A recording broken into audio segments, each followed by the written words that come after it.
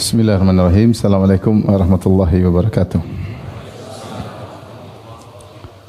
Alhamdulillahi ala ihsani wa syukru lahu ala taufiqihi wa amtinani. Asyhadu an la ilaha illallah wahdahu la syarika lahu ta'ziman li sya'ni wa asyhadu anna Muhammadan abduhu wa rasuluhu da'ila ridwanih. Allahumma salli alaihi wa ala alihi wa ashabihi wa ikhwani. Hadirin dan hadirat yang dirahmati Allah Subhanahu wa taala, kita melanjutkan tentang berbakti kepada kedua orang tua, dan sudah kita sebutkan pada pertemuan lalu bahwasanya berbakti kepada orang tua adalah ibadah yang sangat agung dengan berbagai macam dalilnya ya. Sampai sebagian ulama ada yang mengatakan hendaknya seorang sehari 5 kali berdoa untuk kedua orang tuanya, karena Allah berfirman, "Anishkurli wa liwalidayka ilayyal masir." Bersyukurlah kepadaku dan bersyukurlah kepada kedua orang tuamu, dan kepadakulah engkau akan dikembalikan. Sebagaimana seorang bersyukur kepada Allah dengan salat 5 waktu dalam sehari semalam, maka hendaknya dia juga mendoakan kedua orang tuanya 5 kali sehari semalam. Ini hanya pendapat, tapi maksudnya ketika Allah menggandengkan untuk bersyukur kepada Allah dengan bersyukur kepada kedua orang tua, menunjukkan bahwasanya hendaknya seorang banyak mensyukuri, yaitu berterima kasih kepada kedua orang tuanya, di antaranya dengan berbakti kepada kedua orang tuanya. Tapi berbakti kepada orang tua juga bertingkat-tingkat ya. Berbakti kepada kedua orang tua ketika orang tua masih mampu, masih segar, masih kuat, tentu pahalanya sangat besar, sebagaimana pada pertemuan lalu kita jelaskan. Namun berbakti kepada kedua orang tua ketika mereka sudah jompo, itu lebih besar lagi pahalanya. Kenapa? Karena ketika mereka sudah pada usia jompo, mereka sudah tidak mampu, lebih membutuhkan kepada perhatian, kepada perawatan, lebih membutuhkan kepada anak-anaknya. Makanya Allah mengkhususkan penyebutan ketika sudah tua. Kata Allah Subhanahu wa taala, "Wa qadara rabbuka alla ta'budu illa iyyahu wa bil walidaini ihsana.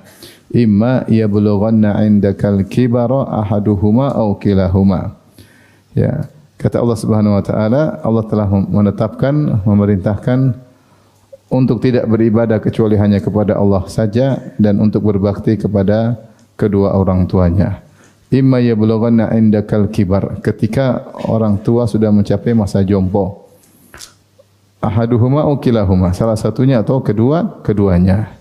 Fala taqul lahuma uffin, jangan katakan kepada kedua orang tua, dan seterusnya sebagaimana dalam ayat surat Al-Isra.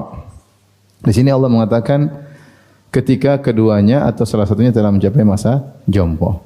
Makanya dalam satu hadis Rasulullah SAW bersabda, "Ya ragima anf man adraka abawaihi ahadahuma aw kilahima indal kibar thumma lam yadkhulil jannah." Sungguh merugi ya seorang yang sempat diberi kesempatan oleh Allah bertemu dengan kedua orang tuanya di masa jompo, salah satunya atau keduanya, kemudian dia tidak bisa masuk surga. Kenapa? Karena berbakti kepada orang tua di masa mereka jompo itu pahalanya lebih lagi luar biasa, karena mereka dalam kondisi membutuhkan. Makanya jika di antara kita masih mendapati kedua orang tuanya di masa tua, sudah 60 tahun ke atas, 70 tahun ke atas, maka ini kesempatan. Ya, memang ujiannya lebih berat, mungkin lebih banyak ngomel, lebih banyak perhatian, lebih banyak hal lah, namanya orang sudah tua, terkadang lebih baper, lebih perasa, terkadang timbul sifat kekanak-kanakannya, ya, pikunnya, ya, ngomelnya dan macam-macam. Meskipun berbeda-beda antara orang tua, tapi intinya ketika di masa tua berbakti pada orang tua di masa jompo itu pahalanya lebih besar. Tapi sekarang kita bahas berbakti pada orang tua ketika sudah meninggal. Kita tahu bahwasanya kondisi kita ketika semasa orang tua masih hidup dalam berbakti kepada kedua orang tua, tentunya ada 3 kemungkinan. Kemungkinan pertama, kita kurang dalam berbakti. Ini tentunya banyak orang yang seperti itu, kurang dalam berbakti, dan kemungkinan besar kita termasuk dalam orang-orang tersebut. Ya, ketika orang tua masih hidup, kita kurang berbakti, masih perhitungan, ya, masih sok sibuk, ya, sampai akhirnya orang tua meninggal dunia.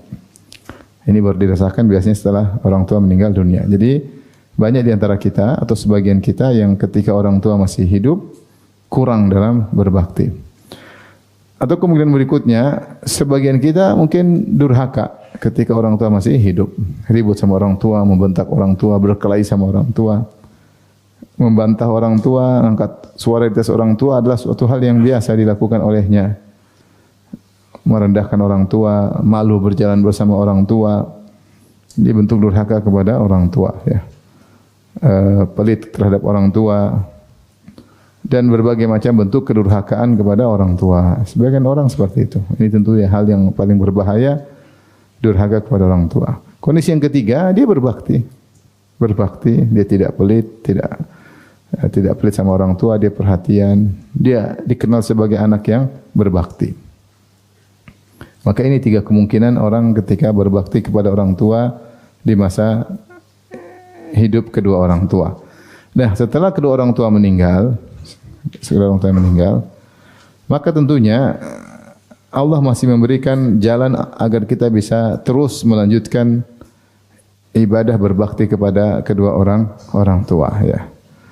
Terutama seorang yang mungkin ketika orang tuanya masih hidup dia durhaka, maka kesempatan bagi dia untuk terus memperbaiki dirinya, ya, meskipun telah lewat kesempatan tapi dia masih bisa memperbaiki dirinya untuk berbuat baik kepada orang tuanya setelah orang tuanya meninggal dunia. Demikian juga yang dulu masih kurang berbakti, dan itulah kebanyakan kita, orang berbakti kepada kedua orang tua di masa hidup mereka.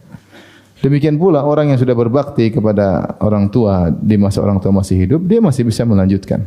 Masih bisa melanjutkan baktinya terus setelah kedua orang tua meninggal dunia. Dan jangan dia lupa bahwasanya pintu berbakti masih terbuka. Pintu berbakti masih terbuka. Bahkan sebagian ulama mengatakan berbakti kepada orang tua setelah mereka meninggal dunia ini mungkin bisa jadi lebih penting bagi kedua orang tua. Hal ini kenapa? Karena ketika kedua orang tua masih hidup, mereka masih bisa beramal soleh. Mereka masih bisa zikir, mereka masih baca Quran, mereka masih bisa sholat. Di antara mereka masih bisa bersedekah, sehingga mereka masih bisa beramal soleh. Tetapi ketika kedua orang tua sudah meninggal dunia, sudah tidak bisa lagi beramal soleh. Sebagaimana sabda Nabi SAW, "Idza matal insan inqata anhu amaluhu illa min thalath." Jika seorang meninggal dunia terputus amalannya kecuali dari salah satu dari tiga. Ya, sedekahun jariyah, sedekah jariyah, ilmu yang tafa'u bi, ilmu bermanfaat, waladun salihun yad'u lahu, anak saleh yang mendoakannya. Nah, berarti orang tua kita ketika meninggal, mereka tidak bisa lagi beramal saleh. Tidak bisa lagi beramal saleh. Nah, kebutuhan mereka dengan kebaikan dari yang masih hidup untuk bisa menambah derajat mereka tentu lebih besar. Tentu lebih besar. Berbeda ketika mereka masih hidup, mereka masih bisa beraktivitas. Oleh karena itu Allah mengatakan berbakti kepada orang tua setelah mereka meninggal lebih sempurna. Ini pendapat sebagian ulama. Ya, artinya kalau kau berbakti ketika mereka masih hidup, pahalanya luar biasa. Ketika mereka sudah meninggal, orang tua lagi membutuhkanmu. Mereka tidak lagi butuh uangmu. Mereka tidak lagi butuh kau ajak jalan-jalan, sudah meninggal dalam kuburan. Yang mereka butuh sekarang adalah bentuk bakti yang lain, bentuk bakti yang lain. Yang kedua, kalau seorang berbakti kepada kedua orang tuanya setelah orang tuanya meninggal, dia lebih ikhlas karena kalau dia berbakti kepada orang tuanya waktu masih hidup, mungkin dia masih berharap sanjungan dari ayah ibunya sebagai anak, masih berharap pengakuan dari ayah dan ibunya, atau supaya tidak dikata-katain oleh kakak adiknya, ya. Tapi ketika orang tua sudah meninggal, tidak lagi yang diharapkan, tidak ada lagi namanya pujian orang tuanya, tidak ada. Ya, maka ketika dia berbakti kepada orang tuanya, orang tua sudah meninggal dunia, maka dia lebih ikhlas kepada Allah Subhanahu wa taala. Dari dua sisi ini, maka kita jangan sepelekan berbakti kepada orang tua serta orang tua kita meninggal dunia. Karena orang tua sekarang lagi membutuhkan kebaikan dari kita, ya. Yang kedua, kita bisa lebih ikhlas ketika berbakti kepada kedua orang tua setelah mereka meninggal dunia. Lantas bagaimana cara kita berbakti kepada kedua orang tua setelah mereka meninggal dunia. Datang dalam satu hadis riwayat Ahmad dan Tabrani dari Abu Usaid As-Sa'idi, ya. Beliau berkata, "Bainama nahnu julusun 'inda Rasulillah sallallahu alaihi wasallam," tatkala kami sedang duduk di sisi Rasulullah sallallahu alaihi wasallam, "idz jaa'a rajulun min Bani Salimah." Tiba-tiba datang seorang laki dari Banu Salimah. Laki ini berkata, "Ya Rasulullah, hal baqiya min birri abawayya syai'un abarruhuma ba'da mautihima?" Masih adakah kesempatan berbakti kepada kedua orang tuaku, suatu amal yang bisa aku lakukan untuk berbakti kepada kedua orang tuaku setelah mereka meninggal dunia? Qala na'am, kata Nabi sallallahu alaihi wasallam, ada. Kemudian sallallahu alaihi wasallam menyebutkan cara berbakti kepada orang tua. Berbakti setelah orang tua wafat. Maka Rasulullah SAW menyebutkan dua perkara. Yang pertama kata Nabi SAW, as-salatu alaihima. As-salatu alaihima. Maksudnya mendoakan mereka berdua. As-salat maknanya doa. Mendoakan keduanya, ya. Dan mendoakan keduanya bisa maknanya menyolatkan solat jenazah, menyolatkan solat jenazah pada atas mereka. Maksudnya kalau orang tua meninggal, berusaha untuk ikut solat jenazah, ya, untuk menyolatkan kedua orang tua. Segala kesibukan tinggalkan kalau bisa solat jenazah. Yang kedua tentunya mendoakan secara umum, mendoakan kedua orang tua. Karena solat secara bahasa artinya doa, ya. Seperti firman Allah Subhanahu wa taala, "Khudz min amwalihim shadaqatan tutahhiruhum wa tuzakkihim biha wa shalli." Ya, wa shalli kata Nabi sallallahu alaihi wasallam, ya. Kata Allah Subhanahu wa taala, ya, ambillah zakat dari mereka, yang zakat tersebut akan membersihkan mereka, mensucikan mereka, dan doakan mereka, ya.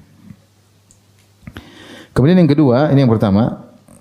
Yang kedua, Rasulullah SAW sebutkan secara lebih khusus, doa secara khusus, wal istighfar lahuma. Al istighfar lahuma,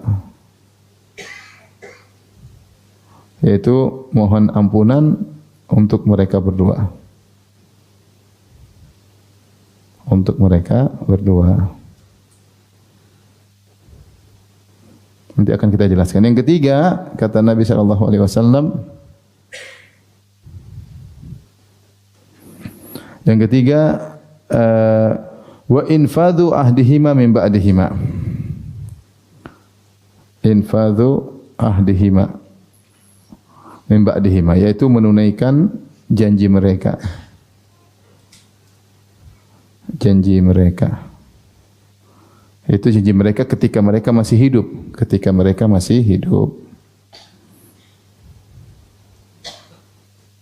Ketika mereka pernah punya janji, maka tunaikanlah janji mereka.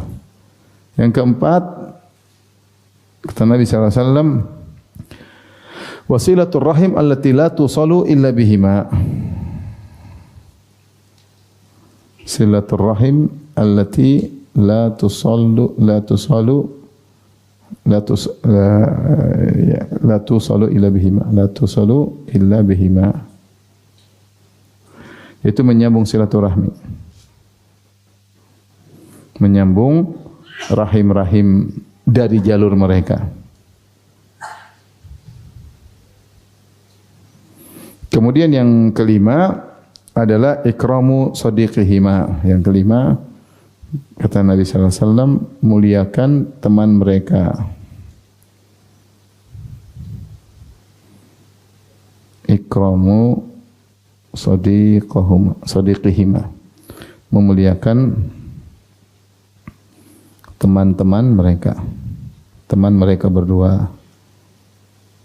Hadis ini secara sanad ada perselisihan di kalangan para ulama, tetapi matannya benar karena didukung oleh banyak hadis.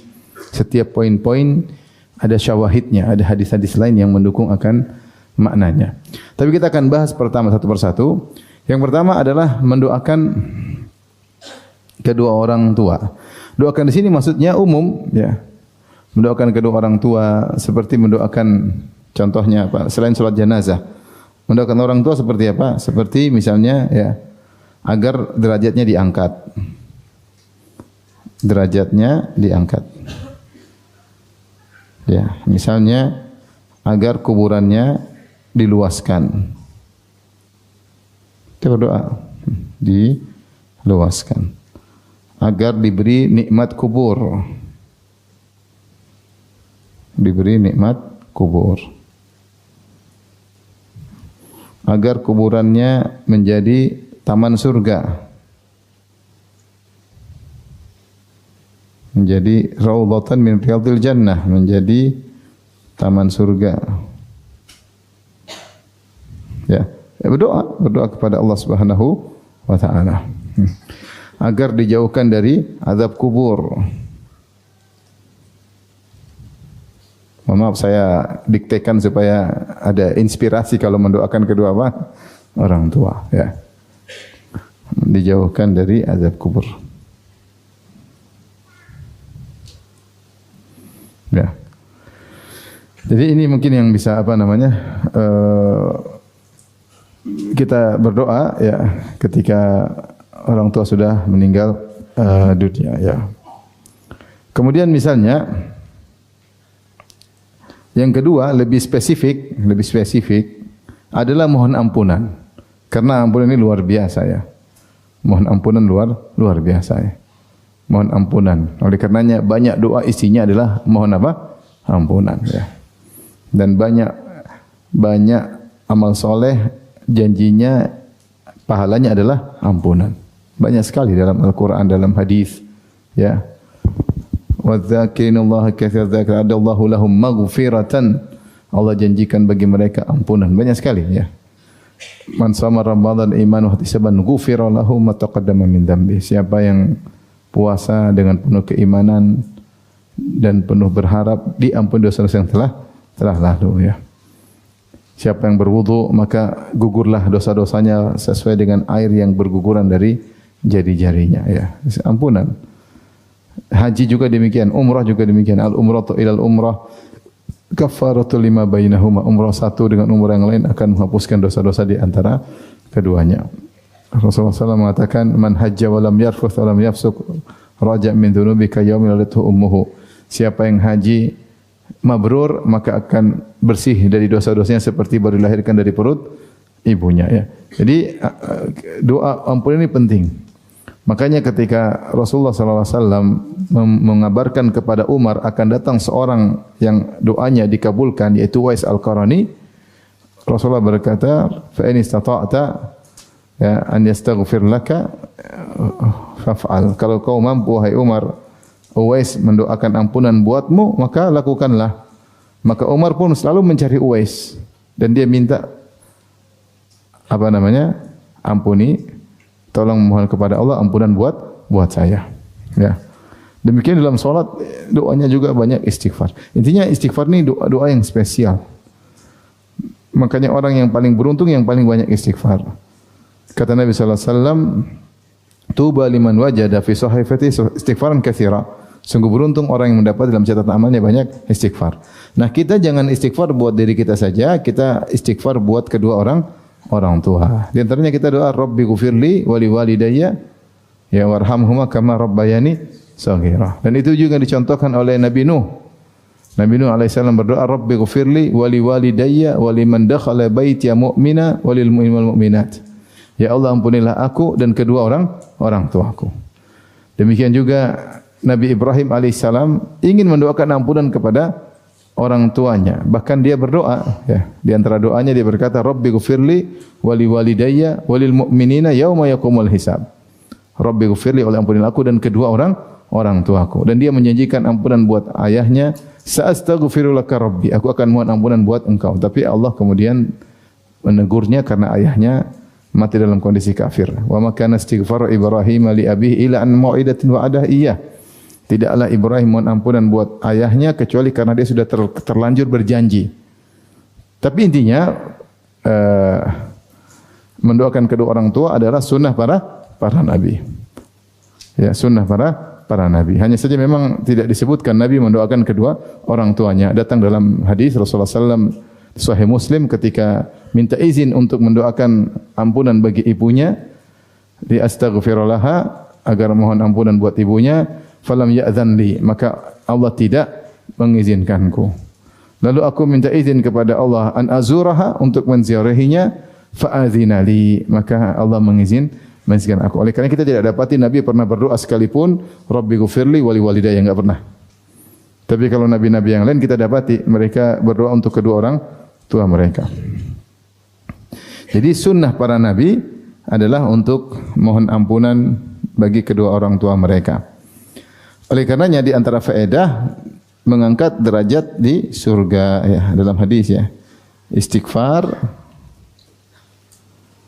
mengangkat derajat orang tua di surga. Maka selain kita mendoakan doa-doa umum, kita khususkan istighfar buat apa?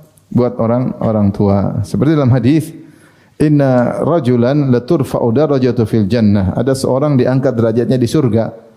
Maka ditanya, dia mengatakan, anna li hadza, kok bisa derajat saya diangkat di surga? Maka dikatakan kepadanya, bistighfari waladika laka, karena anakmu suka mohon istighfar buat engkau. Karena anakmu suka mohon istighfar buat engkau. Maka kalau di antara bentuk bakti kepada orang tua, kita sering mendoakan kedua orang tua. Rabbi ghufirli wali walidayya. Wal mudah, Rabbi ghufirli wali walidayya kama rabbayani shaghira. Dalam sujud, tasyahud, lagi berdoa angkat tangan kapan-kapan jangan lupa Rabbi ghufirli wali walidayya warhamhuma kama rabbayani shaghira. Dan saya wasiatkan kepada para hadirin untuk mentalkin anak-anak kita dilatih untuk sering berdoa dengan doa tersebut.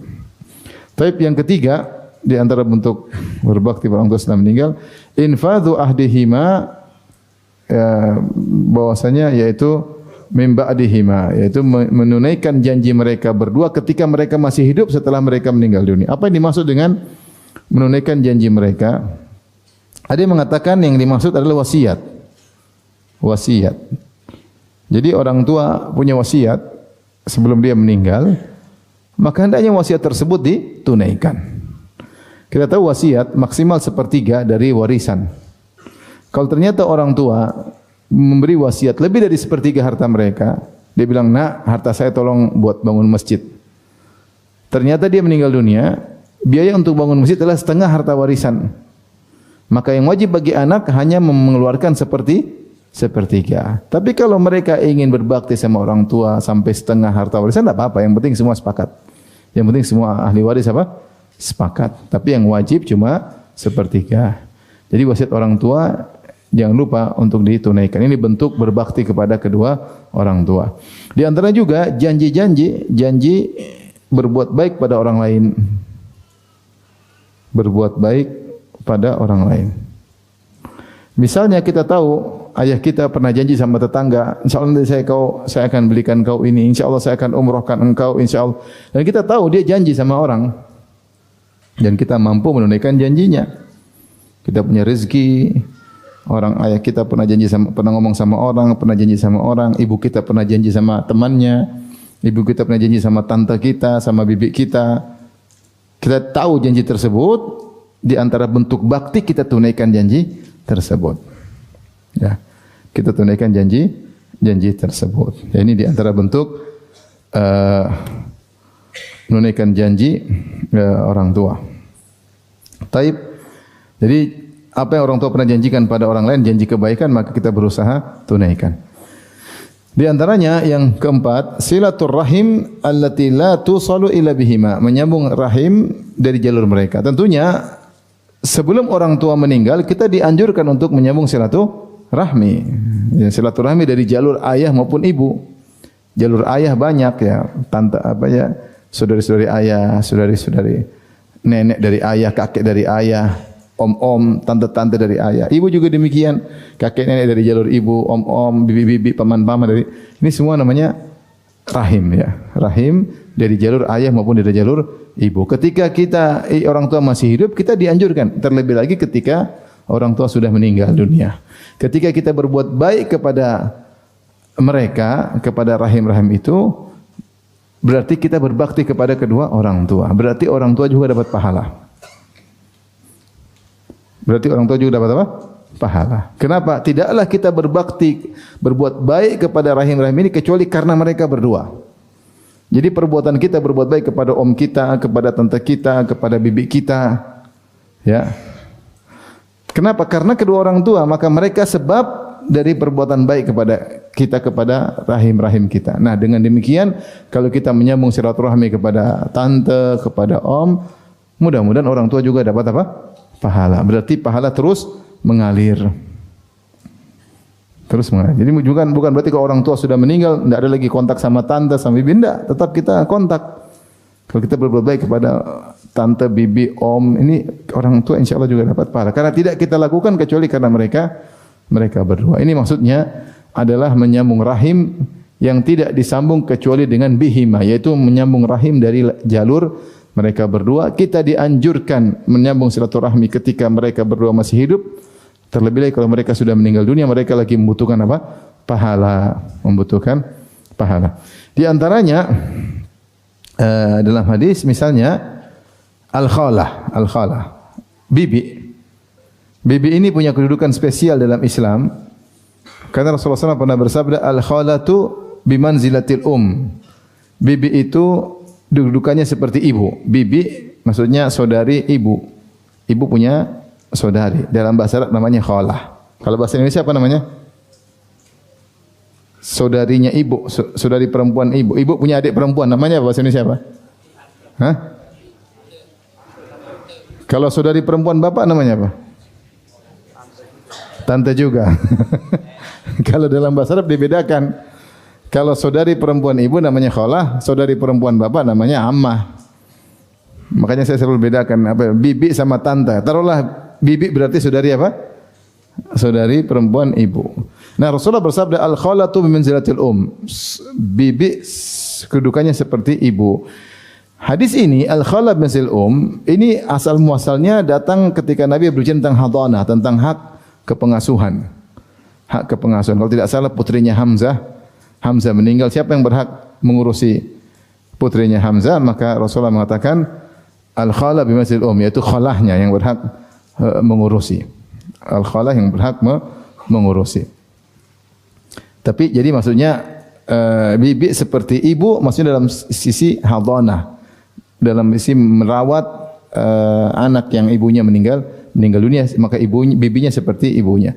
Tetapi hadis ini juga dipandang oleh sebagian ulama umum bahwasanya memang bibi kedudukannya tinggi, terutama kalau ibu sudah meninggal dunia. Dalilnya dalam hadis riwayat Tirmizi an Ibni Umar anna rajulan atan Nabiy sallallahu alaihi wasallam. Dari Ibnu Umar ada seorang laki datang kepada Nabi sallallahu alaihi wasallam faqala ya Rasulullah. Kemudian dia berkata, ya Rasulullah, inni asabtu dzamban 'aziman fa hal li taubah? Ya Rasulullah, aku terjatuh dalam dosa yang besar. Apakah saya bisa bertobat? Rasulullah berkata, hallaka min ummin, kau punya ibu? Maksudnya kalau kau berbakti sama ibumu, dosamu insya Allah diampuni. Kata dia, la, saya sudah enggak punya ibu. Ibu sudah meninggal. Rasulullah bertanya lagi, hallaka min khalah, kau punya bibi? Kata dia, na'am, qala na'am. Qala fabirraha, kalau gitu berbaktilah kepada bibimu tersebut. Maka saya bilang di antara bentuk berbakti kita kepada ibu kita, kalau ibu kita sudah meninggal, adalah berbakti kepada apa? Kepada bibi, saudari-saudari ibu. Saya punya kawan saya kenal, Masya Allah, dia ajak bibi-bibinya umrah. Dia bakti sama bibi-bibinya setelah ibunya meninggal dunia. Ini salah satu bentuk menyambung silaturahmi, terutama khalah, terutama bibi. Oleh karenanya di antara yang menguatkan akan hal ini, ketika Aisyah radhiyallahu anha berkata kepada Nabi, kullu sawahibi lahunna kuna, ya Rasulullah, seluruh teman-teman perempuanku mereka punya kunyah, ummu ini, ummu anu, ummu ini. Maka Rasulullah berkata, faktani bibniki Abdillah, berkunyahlah engkau dengan anakmu Abdullah, maksudnya ponakanmu. Ya, karena Abdullah adalah anak dari Asma binti Abi Bakar. Asma binti Abi Bakar menikah dengan Zubair bin Awwam. Punya anak namanya Abdullah bin Zubair. Abdullah bin Zubair. Nah, Aisyah tidak punya anak, namanya kunyah, biasanya kunyah dengan apa? Anaknya. Seperti Ummu Salamah karena punya anak namanya apa? Salamah. Tapi Aisyah bagaimana? Kata Rasulullah, kau punya ponakan. Ya udah. Tapi Rasulullah menggunakan kata faktani bibniki, dengan putramu. Seakan-akan putra sendiri, padahal itu ponakan. Makanya Aisyah kunyahnya Ummu Abdillah. Karena dia punya ponakan namanya Abdullah ibn Zubair. Jadi Aisyah itu kholahnya Abdullah bin Zubair, ya enggak? Aisyah itu kholahnya Abdullah bin Zubair. Rasulullah mengatakan al-kholah bimanzilatil bibi seperti ibu. Buktinya Rasulullah mengatakan Abdullah anaknya Aisyah, ya. Jadi benar kholah seperti apa? Ibu. Ini artinya ini menguatkan bahwasanya berbakti kepada bibi itu penting, terutama setelah ibu meninggal dunia. Jangan pelit-pelit, ya. Uang tidak dibawa mati. Jangan pelit-pelit. Kalau duit bagi-bagi sama bibi-bibi. Mumpung masih hidup, ya, masih ada. Dan itu pahala juga buat ibu kita yang sudah meninggal dunia. Baik. Kemudian yang terakhir, yang nomor 5 dalam hadis ini, ikramu shadiqihima, berbuat baik kepada teman mereka berdua. Ini isyarat bahwasanya kita sebagai kalau jadi anak berbakti, berusaha mengenali teman-teman bapak dan ibu kita. Bapak kita dulu punya teman-teman yang baik, ngajak ke masjid, bukan teman-teman bajingan, ya. Teman bajingan juga ada. Teman ngajak bapak kita nakal, nipu bapak kita. Ini teman-teman bajingan. Ini teman-teman yang ngajak kepada kebaikan, yang nolong ayah kita, bapak kita sugi itu bapak kita sering sebut nama dia, bapak kita sering ngobrol sama dia. Ini teman. Makanya saya bilang di antara kebiasaan orang Arab, tradisi mereka, kalau ada tamu yang melayani anak. Sampai sekarang saya kalau bertamu sama teman saya, anaknya yang nuangin kohwa, siapin korma. Dia duduk situ, saya ngobrol sama teman saya, dia nongkrong di situ. Kapan kopi saya habis, dia datang tuangin. Sehingga dia mengenal, secara otomatis dia mengenal teman-teman siapa? Bapaknya. Nah, kalau kita tahu teman-teman bapak kita, kalau bapak sudah meninggal, berbuat baiklah sama teman-teman bapak.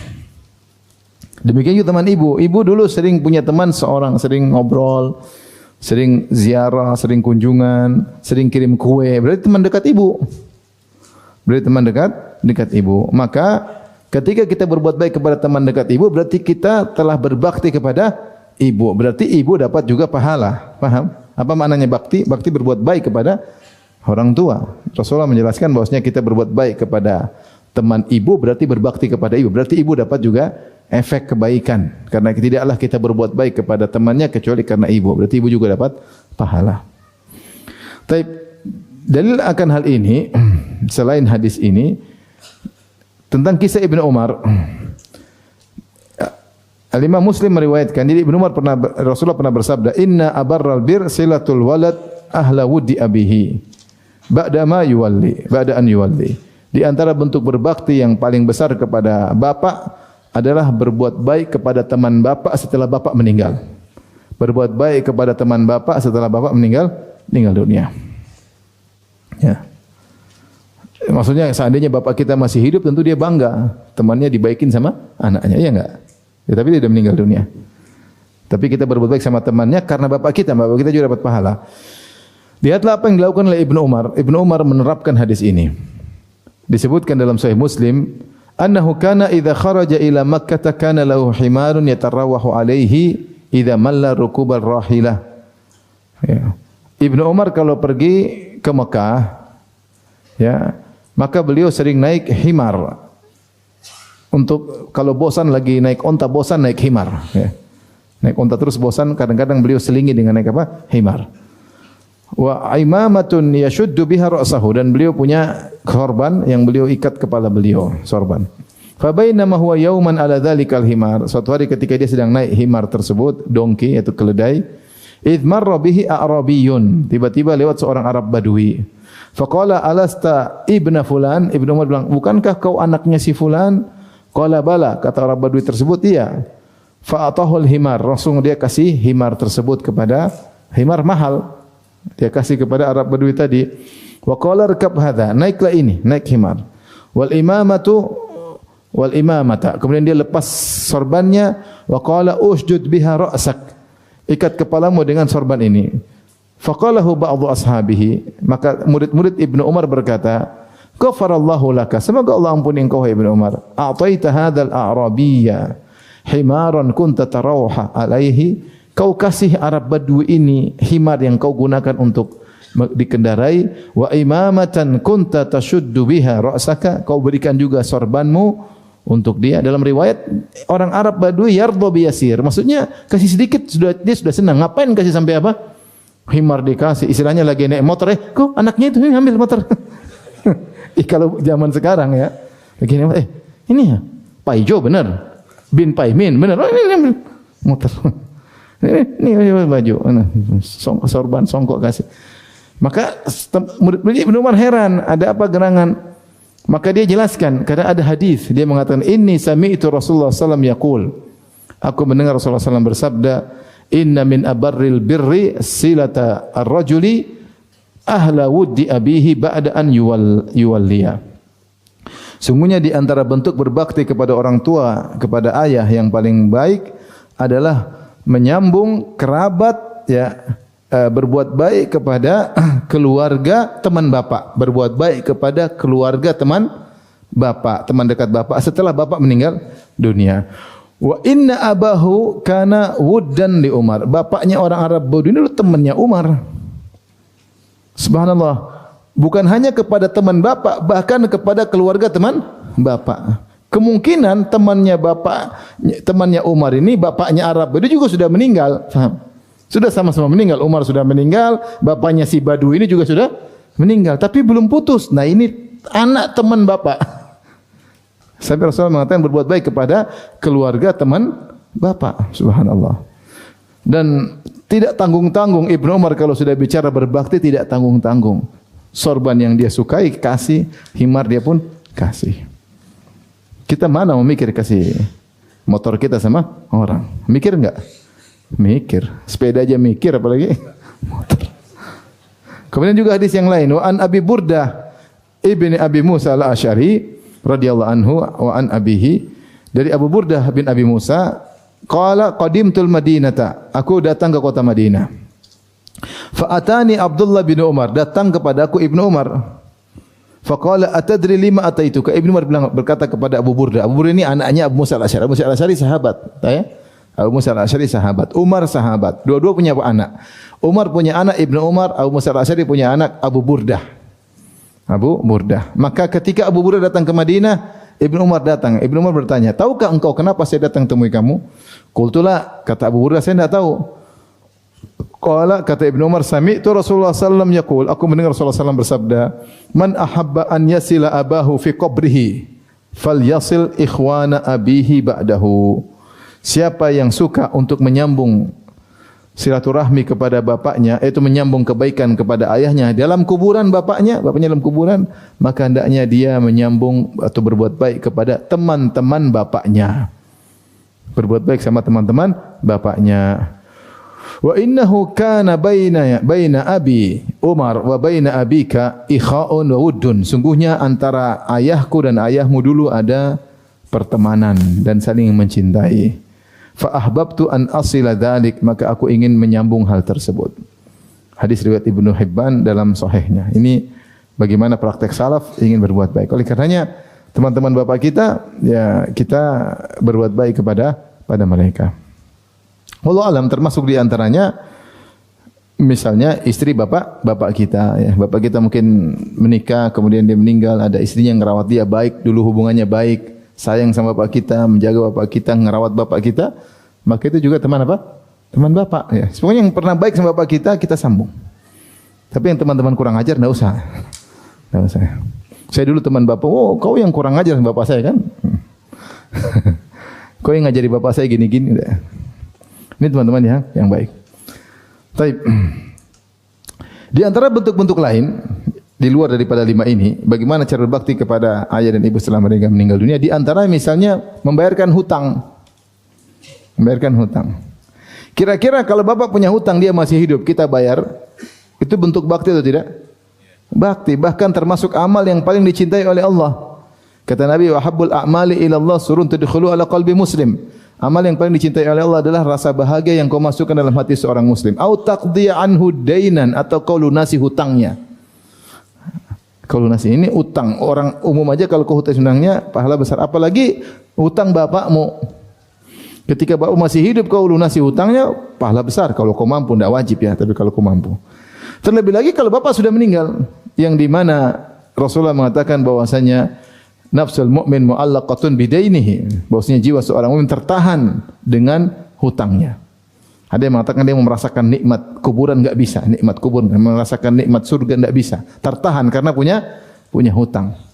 Maka di antara bentuk bakti kepada orang tua kita bayarkan hutangnya. Sebagaimana kalau kau merasa nyumbang ke masjid dapat pahala, nyumbang ke anak yatim dapat pahala, nyumbang kepada fakir miskin dapat pahala, nyumbang kepada janda dapat pahala.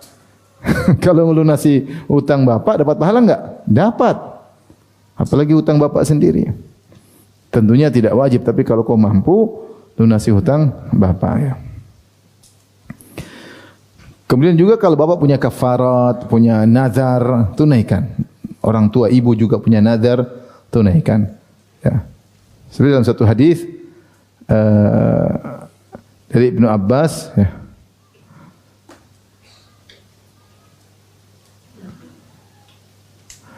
Inna imra'atan rakibatil bahra fa nadharat. Ada seorang wanita berlabuh di lautan, kemudian dia bernazar.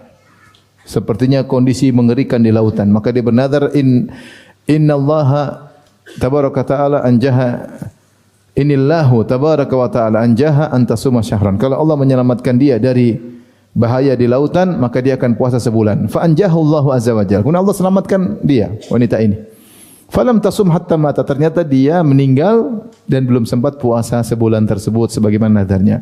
Faja'at qarabatun laha imma ukhtaha au binataha, maka datanglah kerabatnya, imma ukhtuha au imma binatuha, kalau bukan saudaranya atau putrinya, kepada Nabi sallallahu alaihi wasallam, kemudian menyebutkan hal ini kepada Nabi sallallahu alaihi wasallam. Maka Rasulullah berkata, aru'aitaki law kana alaiha dainun kunti taqdhinahu.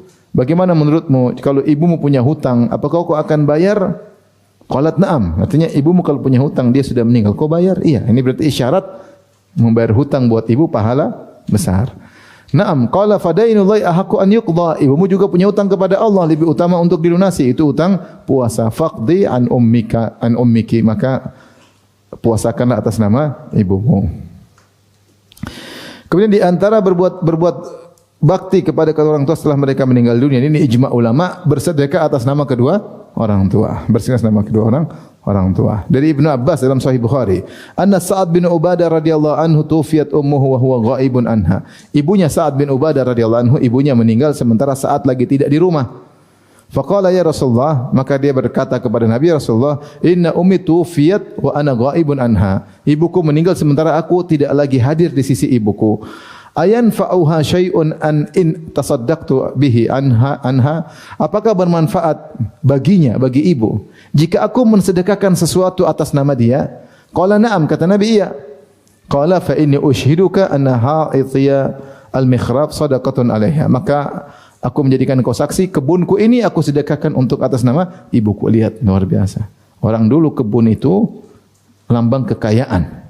Udah punya kebun berarti kaya. Ini Sa'ad bin Ubadah sedekahkan kebunnya buat siapa? Atas nama ibunya. Demikian juga kalau seorang misalnya wakaf untuk orang tuanya, boleh dia bangun masjid niatnya untuk orang tua. Dia gali sumur niatnya untuk orang tua. Ini semua adalah bentuk berbakti kepada orang tua. Yang terakhir yang perlu diperhatikan, di antara bentuk berbakti kepada orang tua, seluruh keinginan orang tua dari kebaikan dari kita. Misalnya orang tua bilang, "Nak, kamu kok enggak hafal Quran? Ibu pingin kamu hafal Quran," misalnya. Oh, ini wasiat ibu, laksanakan. Ibu bilang, "Kamu kenapa enggak salat malam, Nak?" misalnya. "Kamu kenapa enggak puasa sunnah?" Ya, kita ingat wasiat-wasiat ibu, ingin kita puasa sunnah, ingin kita ini. Ibu pingin kamu bangun masjid, ibu pingin lihat kamu haji, ibu kamu bawa keluarga, ibu ingin kamu ajak tantemu haji misalnya. Semua wasiat-wasiat kebaikan yang ibu ingin dari kita, kalau kita kerjakan maka bentuk bakti kepada ibu atau ayah setelah mereka meninggal dunia. Dan itu semua mengalir kepada kedua orang tua. Dan jangan lupa doa yang berkesinambungan. Karena doa adalah ciri bahwa seorang anak adalah anak saleh. Rasulullah mengatakan, jika seorang meninggal dunia, maka terputus amalannya kecuali dari tiga perkara, di antaranya waladun salihun yad'u lahu, anak saleh yang mendoakannya. Berarti ciri anak saleh adalah sering mendoakan kedua orang tua. Maka kalau antum sering mendoakan orang tua, mudah-mudahan ciri anak saleh. Tapi kalau antum sering lupa sama orang tua, berarti antum tidak tahu diri, melupakan kebaikan orang tua. Orang yang tidak tahu diri bagaimana mau dikatakan anak saleh. Demikian saja, wabillahi taufiq. Assalamualaikum warahmatullahi wabarakatuh.